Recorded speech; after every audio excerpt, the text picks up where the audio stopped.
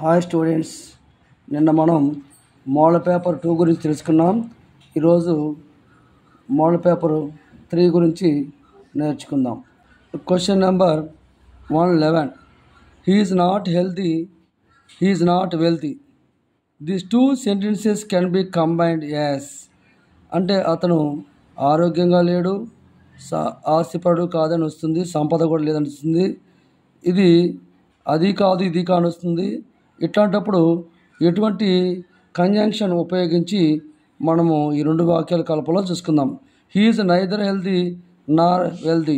ఇక్కడ negative sentences వచ్చినప్పుడు neither nor అనేది ఉపయోగిస్తే కరెక్ట్గా ఉంటుంది.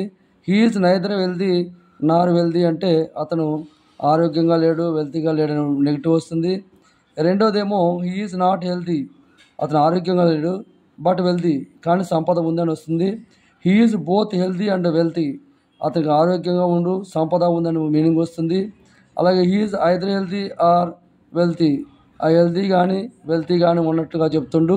కాబట్టి పై రెండు సెంటెన్స్కి నెగిటివ్ మీనింగ్ వచ్చింది కాబట్టి నెగిటివ్ మీనింగ్స్లో ఆన్సర్ రావాలంటే నైదర్ నార్, ఇట్లాంటి టూ నెగిటివ్ సెంటెన్స్ వచ్చినప్పుడు నైదర్ నార్ వస్తుంది, గుర్తుంచుకోండి. Next, the boy took up his clothes to change them. The meaning of the phrasal verb took off అంటే ఏంటి? టుక్ ఆఫ్ అంటే తీసేయటం. ఇక్కడ the boy took off his clothes to change them, తీసేసాడని meaning వస్తుంది. ఇక్కడ క్లీన్డ్ అంటే శుభ్రం చేశాడని, వాష్డ్ అంటే ఉతికాడని, రిమూవ్డ్ అంటే తొలగించాడని, అలాగే ఫోల్డెడ్ అంటే మడతేసినని. ఇక్కడ టుక్ ఆఫ్ అంటే తీసేసిన మీనింగ్ వస్తుంది కాబట్టి ఇక్కడ రిమూవ్డ్ అని వచ్చేటువంటి ఆన్సరు కరెక్ట్ ఆన్సర్. అలాగే 113. Choose the sentence that express ability.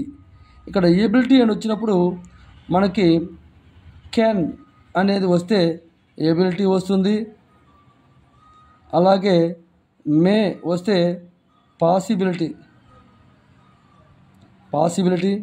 అలాగే విల్ వచ్చినట్లయితే విల్లింగ్నెస్ అంటే నమ్మకం. విల్లు షల్ వస్తే నమ్మకం, కెన్ అంటే సామర్థ్యం ఎబిలిటీ, మే అంటే పాసిబిలిటీ ఛాన్సెస్.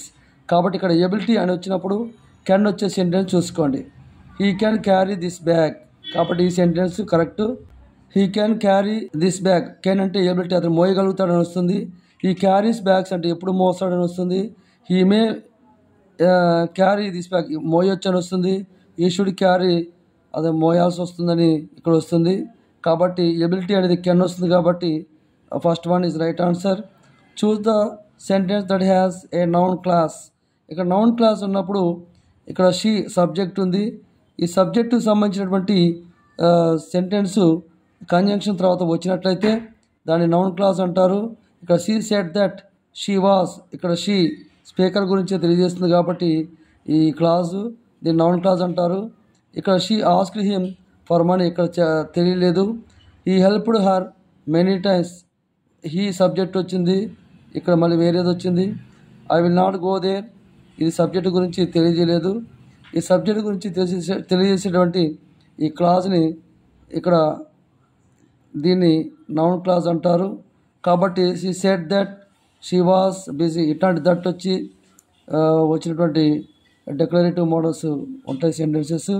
కాబట్టి first one is the right answer. Sindhu who came from Guntur one the match. The part of sentence who came from Guntur in the above sentence is. ఇక్కడ ఫినిట్ క్లాస్ అంటే subject verb ఉండాలి. Subject తర్వాత description వచ్చింది, ఇక్కడ verb వచ్చింది. అలాగే defining relative class అని వచ్చింది.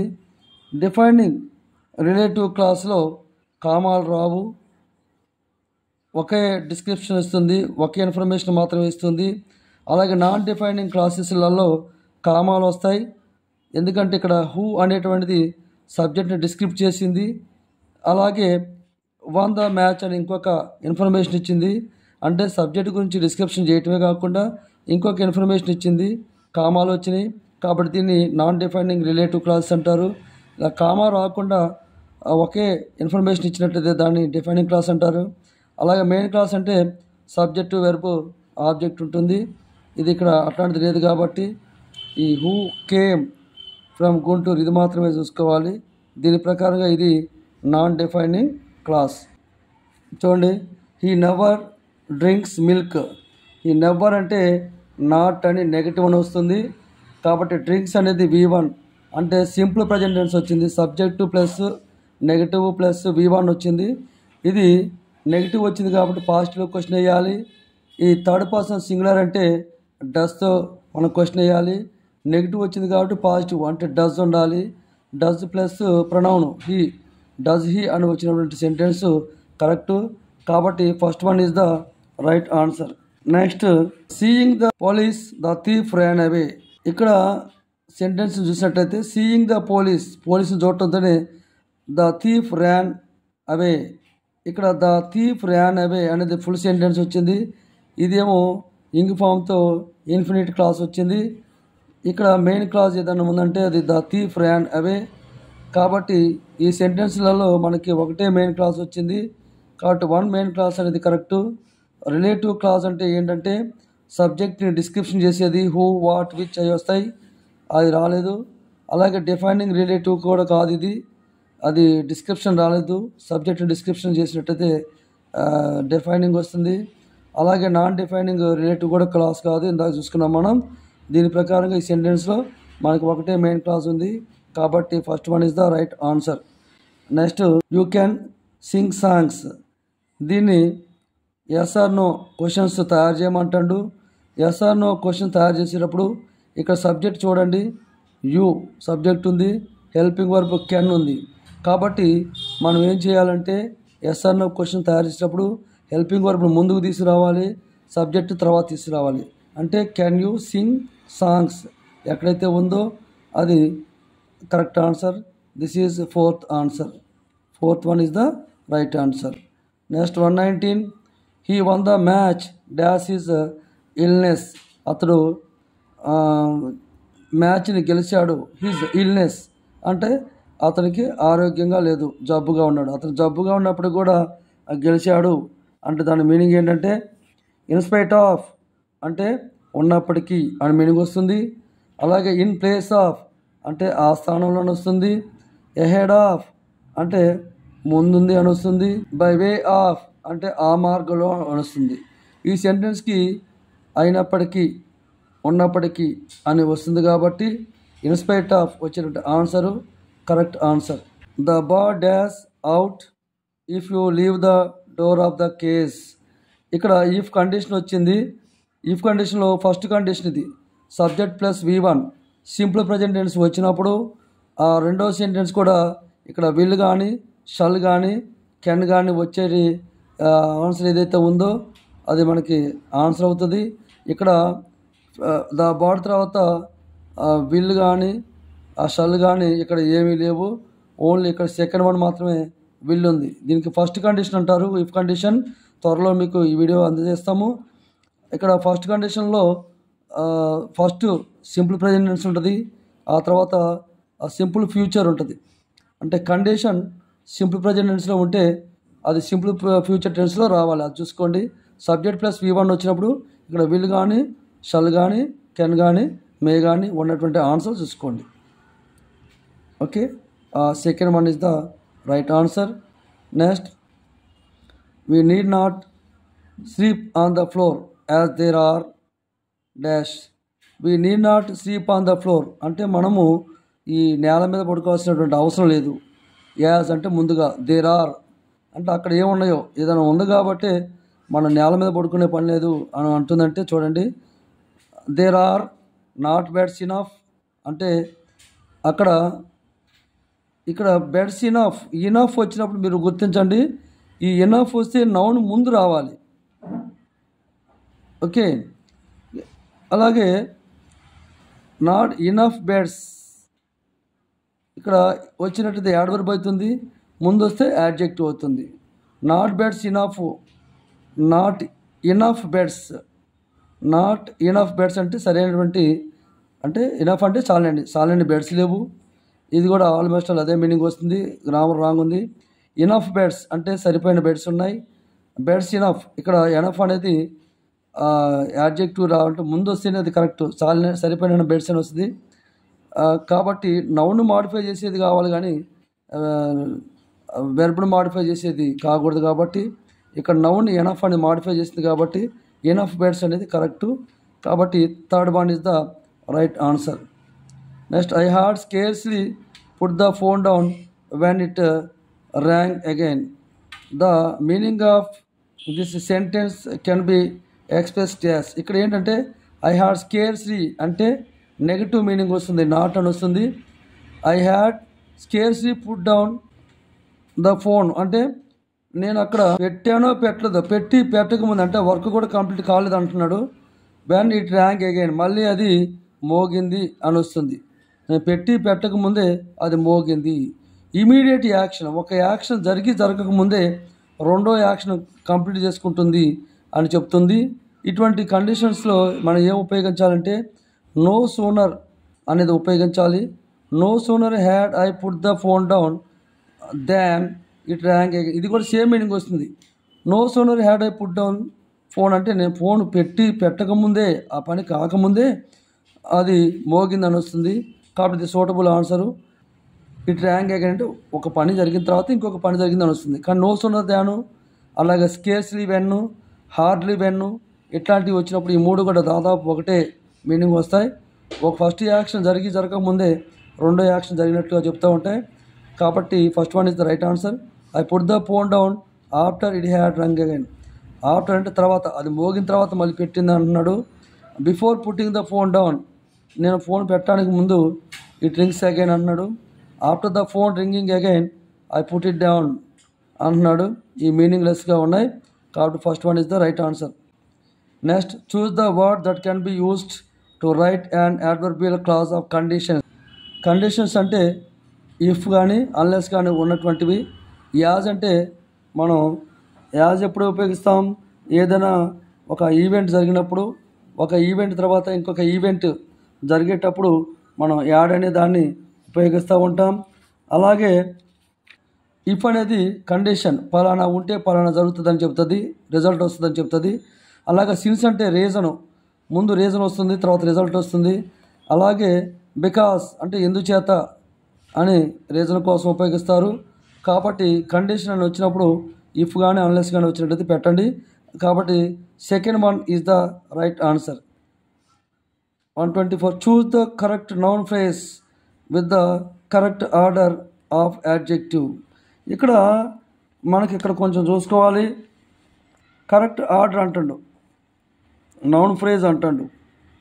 ఓకే, సో నౌన్ ఫ్రేజ్ వచ్చినప్పుడు ఫస్ట్ డిటర్మైనర్స్ ఉంటాయి. డిటర్మైనర్స్ అంటే ఆర్టికల్స్, అలాగే పాసెసివ్ యాడ్జెక్టివ్స్, అలాగే డెమాన్స్ట్రేటివ్ ప్రొనౌను, అలాగే డిస్ట్రిబ్యూటివ్ ప్రొనౌన్స్ వస్తాయి. ఆర్టికల్స్ అంటే ఏ యాంతో స్టార్ట్ అవ్వాలి, లేకపోతే పాసెసివ్ యాడ్జెక్టివ్స్ అంటే my, our, your, their, his, her, it's అని స్టార్ట్ కావాలి. లేకపోతే డెమాన్స్ట్రేటివ్ ప్రొనౌన్ అంటే దట్, దిస్, దీస్, దోస్తో స్టార్ట్ అవ్వాలి. అలాగే డిస్ట్రిబ్యూటివ్ ప్రొనౌన్స్ అంటే ఈచ్, ఎవరి, ఇటువంటివి మెనీ, సెవరల్ ఇటువంటి వాటితో ఉపయోగించాలి. ఇక్కడ ఆర్టికల్తో స్టార్ట్ అయింది, అన్ని సెంటెన్స్ కూడా ఆర్టికల్తో సెంట్ అయినాయి. ఆ తర్వాత డిటర్మైనర్స్ తర్వాత యాడ్జెక్టివ్స్ వస్తాయి. యాడ్జెక్టివ్స్లో యాడ్జెక్టివ్ ఆఫ్ క్వాలిటీ వస్తుంది. యాడ్జెక్టివ్ ఆఫ్ క్వాలిటీ వస్తుంది అంటే నౌన్, కామన్ నౌన్ అనేది, ఒక నౌన్ అనేది ఎప్పుడు లాస్ట్ వస్తుంది. కాబట్టి నౌన్ ఏదైతే ఇటువంటి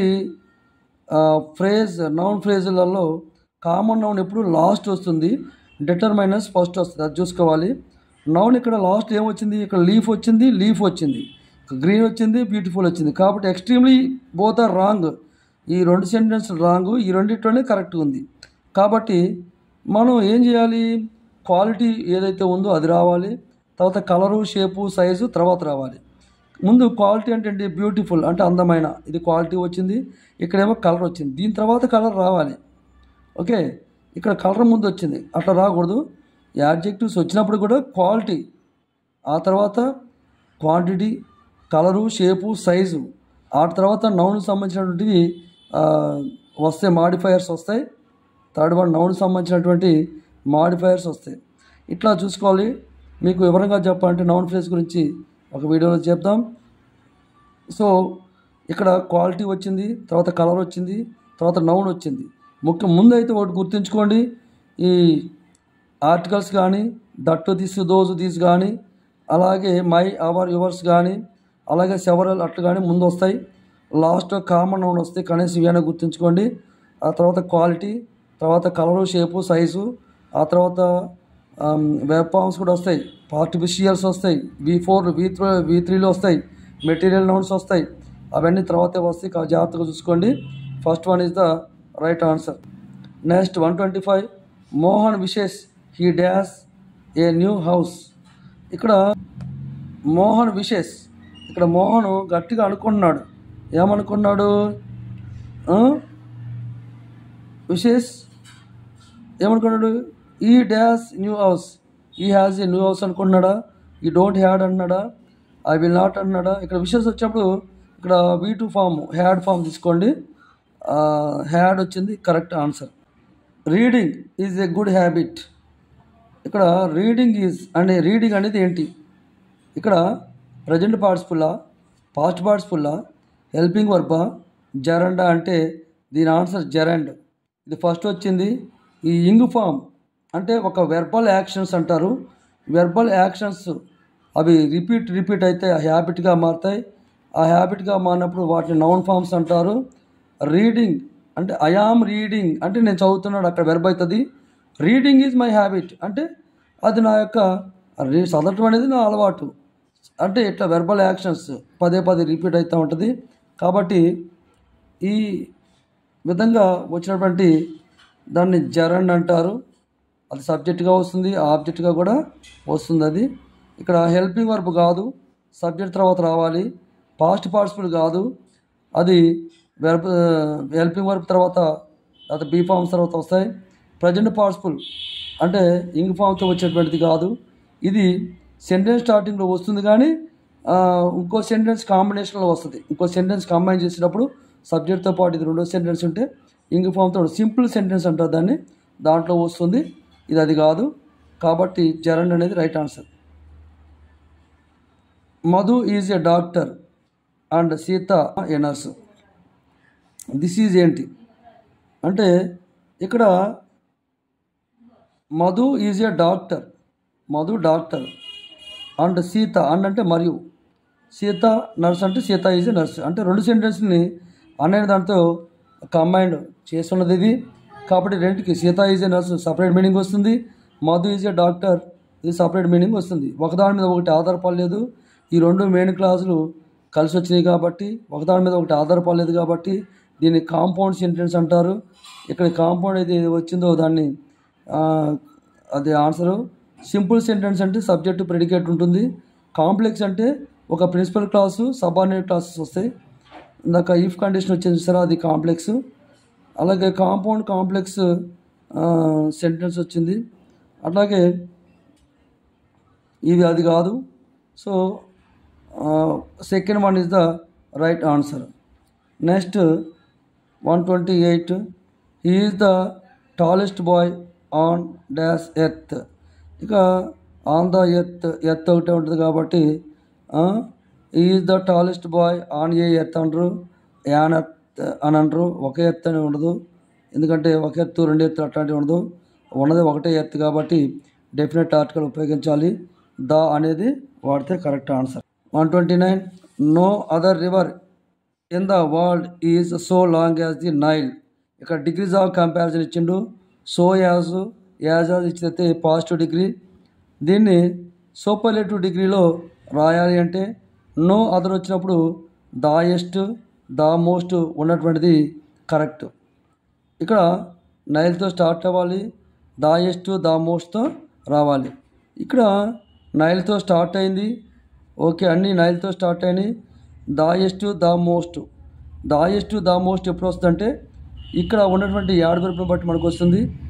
లాంగ్, లాంగర్, లాంగెస్ట్ ఇట్లా వచ్చింది. ఈ 1 or 2 సిలబస్ వచ్చినప్పుడు ఈఆర్ ఈఎస్ట్ వస్తాయి. ఇక్కడ మోస్ట్ అనేది రాదు, లాంగెస్ట్ అని వస్తుంది దీనికి.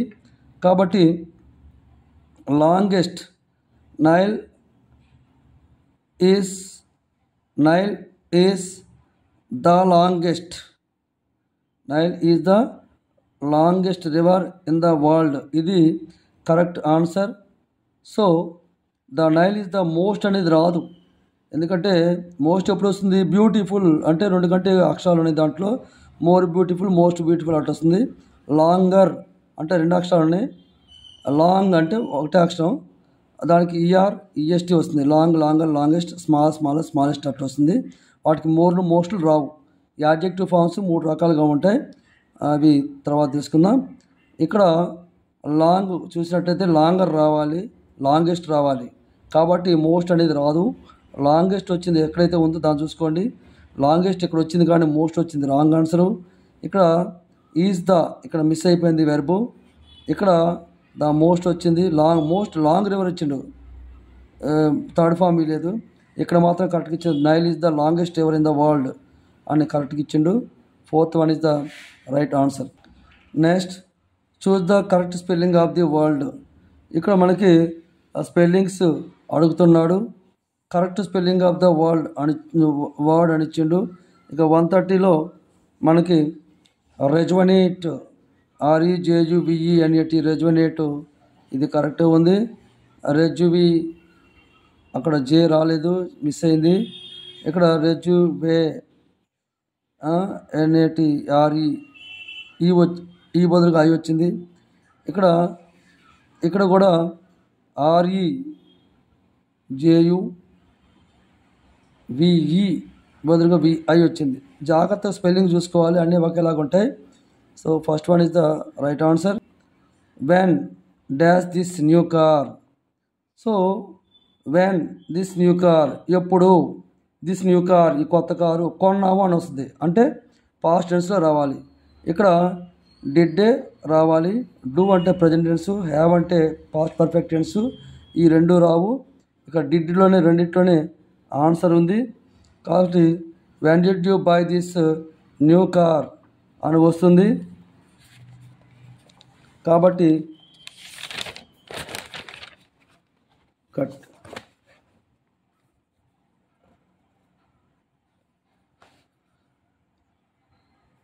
వెన్ డిడ్ యూ బాట్ అనేది రాదు. డూ, డిడ్, డస్ వచ్చినప్పుడు V1 వస్తుంది, V3 అనేది రాదు.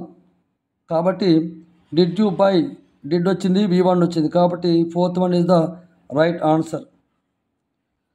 మనకి ఇక 130 to 134 ప్యాసేజ్ ఇచ్చిండు.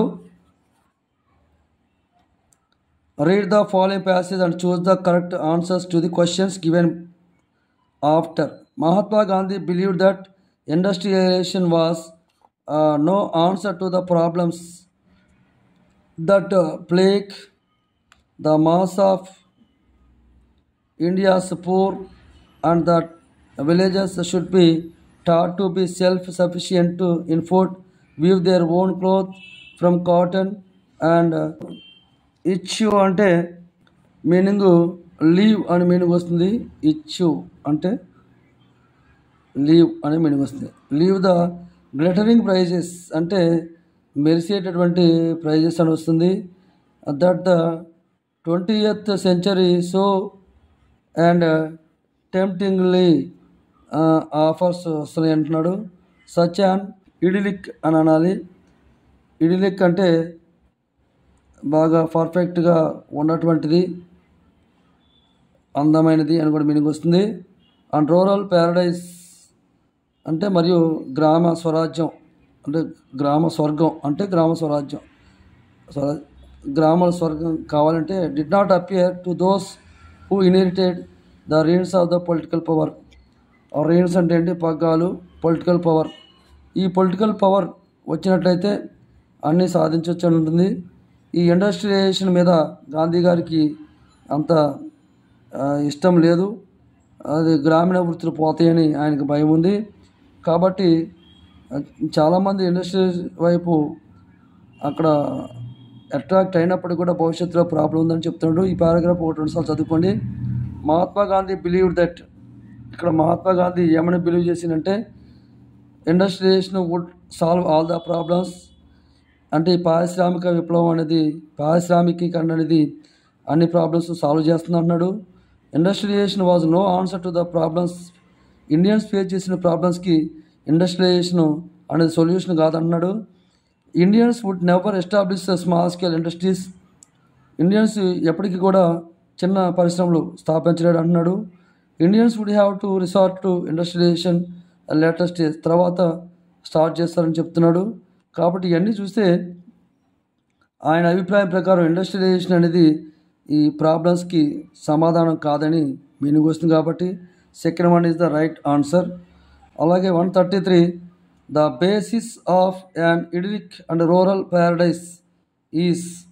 ఈ basis of an idyllic and rural paradise, దీనికి బేసిస్ ఏంటి అంటున్నాడు. ర్యాపిడ్ ఇండస్ట్రియలైజేషన్ ఆఫ్ విలేజెస్ అంటున్నాడు. అంటే అతి త్వరగా విలేజెస్లలో ఇండస్ట్రియలైజేషన్ జరగాలని అంటున్నాడు. అలాగే self sufficiency in food, clothes and simplicity of the life style. ఎవరికి వాళ్ళు సొంతంగా ఫుడ్ తయారు చేసుకోవటం, బట్టలు వేసుకోవటం, సింప్లిసిటీగా ఉండటం అనేది లైఫ్ స్టైల్ మార్చుకోవాలన్నాడు. Bringing the glittering prizes to the villages, అంటే విలేజెస్కి మెరిసేటటువంటి ప్రైజులు అంటే ఆకర్షణీయమైనటువంటి వస్తువులు తీసుకురావాలన్నాడు. సపోర్టింగ్ హోల్డింగ్ పవర్ఫుల్ పొజిషన్స్కి సపోర్టింగ్ చేస్తున్నాడు. ఇవన్నీ చూస్తే ఆయనకు ఉద్దేశం ఏంటంటే గ్రామాలు సుభిక్షం కావాలంటే వాళ్ళు స్వయం సాధకంగా ఉండాలి, వాళ్ళకు వాళ్ళే తయారు చేసుకోవాలని ఆయన యొక్క ఉద్దేశం. కాబట్టి second one is the right answer. Next 134 Mahatma Gandhi's views opposed industrialisation of village because. Mahatma Gandhi గారి యొక్క ఉద్దేశాలు ఇండస్ట్రియలైజేషన్ని అపోజ్ చేస్తున్నాయి, వ్యతిరేకిస్తున్నాయి. ఎందుకని, ఏంటి కారణం అని చెప్తే it would help the poor not the rich. ఎందుకంటే అది కేవలం పేదవాళ్ళకి హెల్ప్ చేస్తుంది, రిచ్కి హెల్ప్ చేయదని చెప్తుండ్రు. It would take away the skill of the villages యొక్క స్కిల్స్ని తీసుకెళ్తుంది, అంతం చేస్తుందని వస్తుంది. It would affect the culture of the villages culture మీద ఎఫెక్ట్ చూపిస్తుందని, ప్రభావం చూపిస్తుంది అంటున్నాడు. It would destroy the skills of the villages యొక్క స్కిల్స్ని డిస్ట్రాయ్ చేస్తుందని చెప్తున్నాడు. ఇవన్నీ చూస్తే కల్చర్ మీద ఎఫెక్ట్ వస్తుందని మనకి ఆయన యొక్క ఉద్దేశం. కాబట్టి third one is the right answer. His words took my breath away. The underline expression means took my breath away అంటే ఏంటి ఆన్సరు. షాక్డ్ మీ అని వస్తుందా, సర్ప్రైజ్ మీ అని వస్తుందా, ఫ్రైటెడ్ మీ అని వస్తుందా, భయపడని వస్తుందా, గ్లాడ్ అండ్ మీ అంటే సంతోషపరచడం అనే వస్తుందా అని మీనింగ్ వచ్చినట్లయితే అది ఆశ్చర్యం అనే వస్తుంది. టుక్ మై బ్రీత్ అవే అంటే సర్ప్రైజ్ అనే మీనింగ్ వస్తుంది. కాబట్టి second one is the right answer. Thank you.